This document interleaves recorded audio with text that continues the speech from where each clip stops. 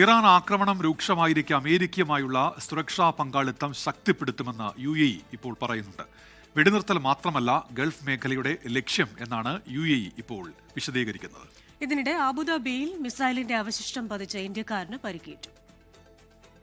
Iran ആക്രമണം ആഴത്തിലുള്ള geo political പ്രത്യാഘാതങ്ങൾ ഉണ്ടാക്കുന്നു. പാരമ്പര്യേതര സുരക്ഷാ സംവിധാനങ്ങൾ ശക്തിപ്പെടുത്താനുള്ള സമയമാണിത്. വെടിനിർത്തൽ മാത്രമല്ല ഗൾഫ് മേഖലയുടെ ലക്ഷ്യം.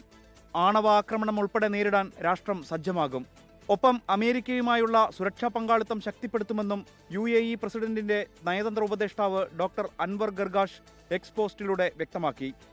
അബുദാബിയിൽ മിസൈലിന്റെ അവശിഷ്ടം പതിച്ച് ഇന്ത്യക്കാരന് പരിക്കേറ്റു. അൽ ഷവാമേഖ് പ്രദേശത്ത് പ്രതിരോധ സേന തകർത്ത മിസൈലിന്റെ അവശിഷ്ടങ്ങൾ വീണാണ് അപകടം. UAE ഇന്നലെ ആകെ നേരിട്ടത് 4 മിസൈലുകളും 25 ഡ്രോണുകളുമാണ്. ബഹ്റൈൻ, കുവൈത്ത് എന്നിവിടങ്ങളിലും പുലർച്ചെ ആക്രമണമുണ്ടായി.